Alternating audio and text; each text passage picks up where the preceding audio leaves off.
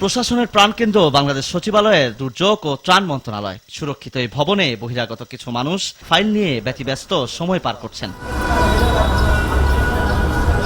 অনুসন্ধানে জানা যায়, এখানে দালাল চক্র বিভিন্ন এলাকা থেকে মন্ত্রী, এমপি বা উপজেলা চেয়ারম্যানদের প্যাড সংগ্রহ করে চাহিদাপত্র বানিয়ে আবেদন করে। তারপর মন্ত্রণালয়ের অসৎ কর্মকর্তাদের যোগ সাজসে সরকারি বরাদ্দ নিয়ে আত্মসাৎ করে কোটি কোটি টাকা। কোনো কোনো ক্ষেত্রে বিভিন্ন অস্থায়ী প্রকল্পে মানুষকে চাকরি দেওয়ার কথা বলে 2 থেকে 2.5 লাখ টাকা নেওয়ারও অভিযোগ আছে। আপনারা মনে হয় পান নাই চাকরিটা? কিছু লোক গ্যাপ গেছে আর কি, কিছু লোক চাকরি পান নাই। হ্যাঁ হ্যাঁ হ্যাঁ। কোন প্রকল্পে ছিল সুমন ভাই এটা? ওই একটা প্রকল্পে তো উনি কাজ করে, ওইটা হলো যে উনি ব্রিজ কালভার্টের একটা হলো প্রকল্পে আউটসোর্সিং সার্ভিস দিচ্ছে, তো ওইটাই জনপ্রতি হলো ওই 2-2.5 এরকম। প্রায় 40-50 জনের এমন একটি সিন্ডিকেট এমন অপকর্ম করে আসছে। এই সিন্ডিকেটের নেতৃত্বে রয়েছেন সুশান্ত কুমার ভৌমিক ওরফে আকাশবাবু, যার উত্থান অনেকটাই রূপকথার গল্পের মতো। যে ফাইল টাইল পাইলে আমরা তার কাছে দিই, আকাশবাবুর কাছে। উনি ফাইল সই টই করে দেয়, দেওয়ার পরে আমরা যে পাই আমরা ওইতেই আমাদের সংসার চালাই। আরেকজন আছে শফিক, তারেক, কামরুল, আমরা একসাথে কাজ করি। যিনি এক সময় কুমিল্লার প্রত্যন্ত একটি গ্রামের চা দোকানি ছিলেন, দালালি করে বনে গেছেন কোটি কোটি টাকার মালিক।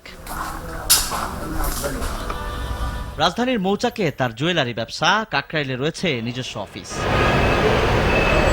কুমিল্লার গ্রামের বাড়ি রায়েরকান্দির মানুষ জানেন, আকাশবাবু ত্রাণ মন্ত্রণালয়ের বড় কর্তা। পুরো গ্রামে ওনারা কারেন্টটা দিতেছে, তৈরি মানে করছে ওই সেট সহকার দায়িত্ব সেটা বলতে পারি না, কিন্তু জানি যে ভালো একটা পর্যায়ে আছে। কার মারফতে কি হয় সেটা জানি না, কিন্তু উনি জানি সব কিছু করে। কিভাবে কোন পর্যায়ে কিভাবে হয়েছে সেটা বলতে পারবো না, মানে একজন লিঙ্কে দৌড়ায় আস্তে আস্তে উপরে উঠছে। মতলবের ব্রিজের মানে অনেক ব্রিজের কাজই সে পাইছে টেন্ডার, হঠাৎ করে অনেক টাকা পয়সা মালিক হয়ে গেছে সেই গ্রামে। তাই নিজ বাড়ির পথে যেতে 8 কিলোমিটারের মধ্যে 3টি কালভার্ট করিয়েছেন তিনি। পাশাপাশি চলছে তার বাড়ির উন্নয়ন কাজ।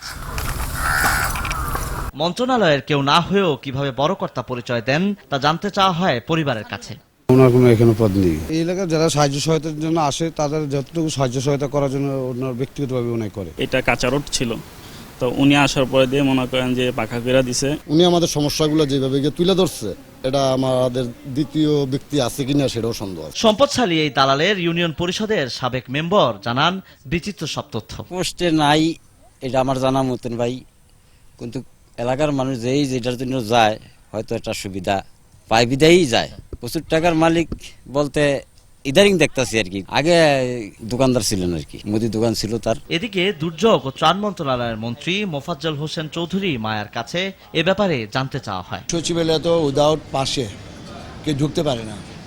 এখন যারা নির্ধারিত পাশ নিয়ে ঢুকে তারা ঢুকে, কিন্তু বলা থাকে না যে কোন মন্ত্রণে সে যাবে। ভিতরে ঢুকে যাওয়ার পরে সে এক মন্ত্রণে গিয়ে আরেক মন্ত্রণে যায়, ঘুরাঘুরি করে, এতে কিছুটা সমস্যা ছিল। অভিযোগ থাকলে আমরা সরাসরি তার ব্যবস্থা নেওয়ার জন্য প্রতিপক্ষের বলি, তারা নিয়ে নেয়। এ সময় মন্ত্রণালয়ের যে কোনো দুর্নীতি কিংবা অনিয়মের বিরুদ্ধে জানানোর জন্য অনুরোধ করেন মন্ত্রী। আপনাকে ধন্যবাদ।